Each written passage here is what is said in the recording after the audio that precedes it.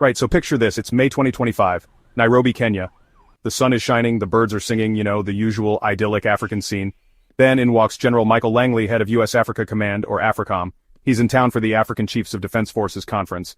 But oh no, that's not quite how this particular visit kicked off. It seems the general packed more than just his uniform. He brought a suitcase full of controversy. Before he could even properly settle in, the air got thick with tension. Some things the general had said, or was perceived to have said, hadn't gone down too well. We're talking about comments that ruffled more than a few feathers across the continent. Instead of a straightforward conference opening, it was more like walking into a room where everyone's been talking about you, and not in a good way. The welcome mat had a few thumbtacks scattered on it, just waiting for an unsuspecting foot.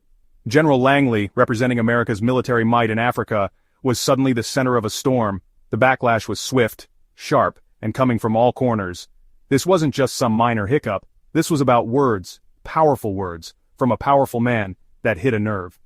As General Langley prepared to address African military leaders, the real question wasn't just about security strategies, but whether he could navigate the diplomatic minefield he'd seemingly stumbled into.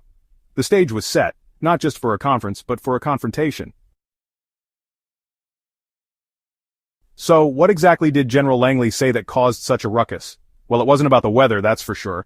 The main fire starter seems to be comments directed towards Burkina Faso, specifically its interim president, Ibrahim Traoré. Burkina Faso has been going through a lot with security challenges and political transitions.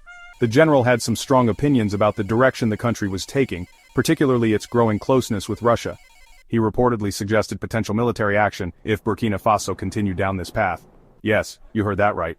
Not a gentle suggestion, but something that sounded a lot like a threat. These remarks were seen by many as blatant interference in Burkina Faso's sovereign affairs. The comments weren't just a quiet whisper in a diplomatic back channel, they made headlines.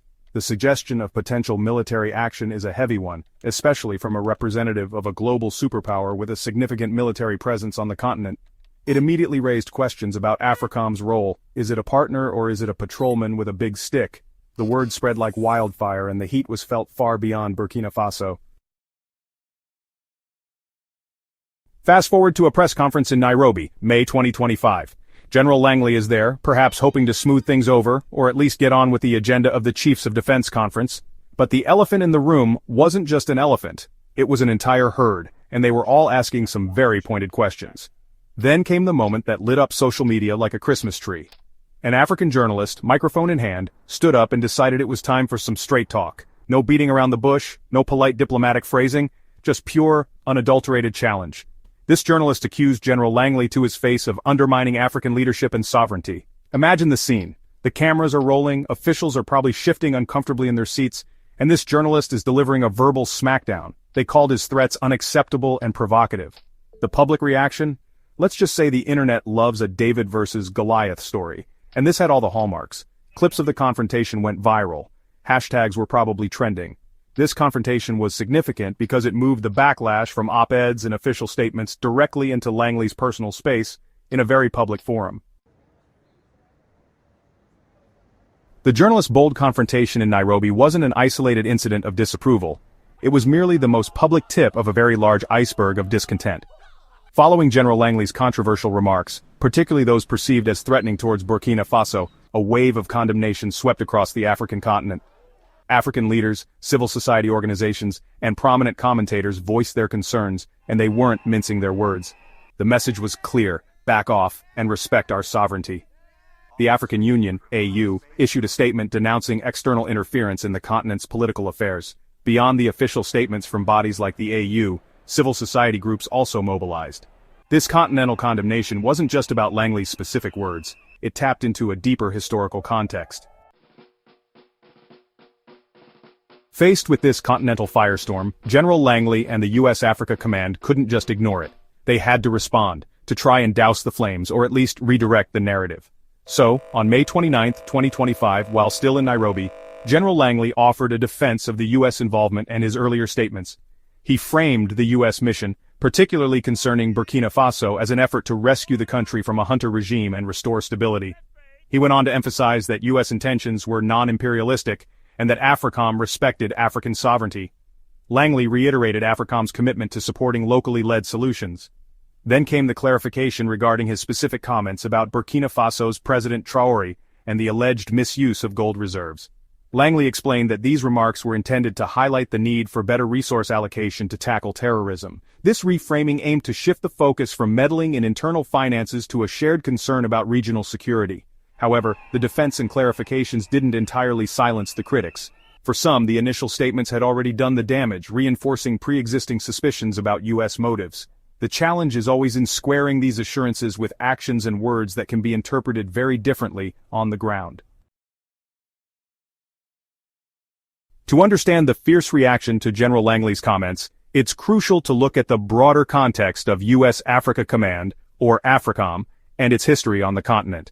Established in 2007, AFRICOM was presented as a new way for the U.S. military to consolidate its security cooperation and engagement with African nations.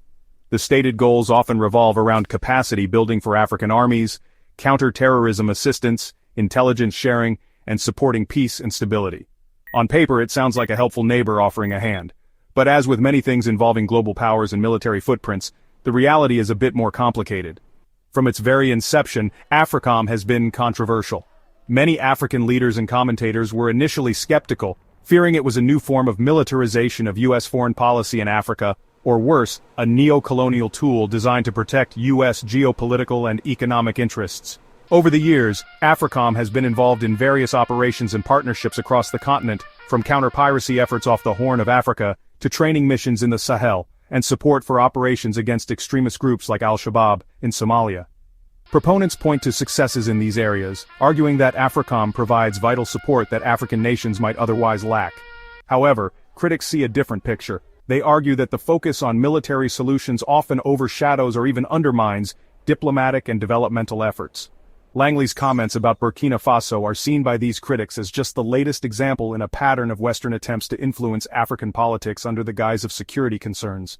The label neo-colonial is frequently applied by African commentators, suggesting that AFRICOM is less about partnership and more about projecting American power and influence. The controversy surrounding General Langley's visit and his remarks throws a harsh spotlight on the broader implications of the U.S. military presence in Africa. It's not just about one general or one set of comments, it's about a much larger, ongoing debate regarding the nature, intent, and impact of American boots and bases on African soil. Public skepticism across the continent regarding U.S. motives is palpable, and incidents like this only serve to deepen it. People are asking, quite rightly, what exactly are you doing here? And whose interests are you truly serving?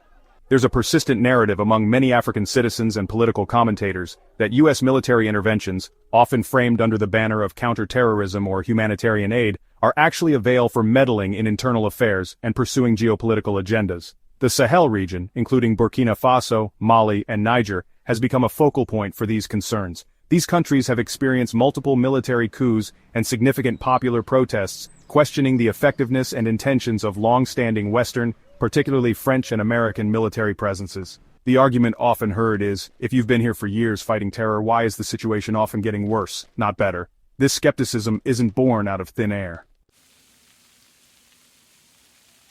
Kenya found itself in a rather awkward position during this whole affair. On one hand, it was hosting General Langley and the African Chiefs of Defense Forces Conference, a significant event aimed at fostering continental security cooperation.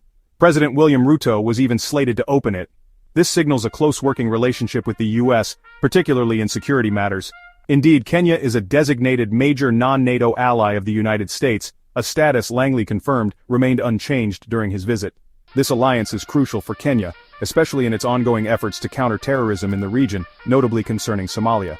On the other hand, Kenya is also an influential African nation, deeply embedded in the continent's political and diplomatic fabric. The backlash against Langley's comments resonated strongly across Africa, and Kenya couldn't simply ignore the widespread sentiment among its continental peers. Hosting a figure who had just been accused of threatening a fellow African nation and undermining African sovereignty put the Kenyan government in a delicate balancing act.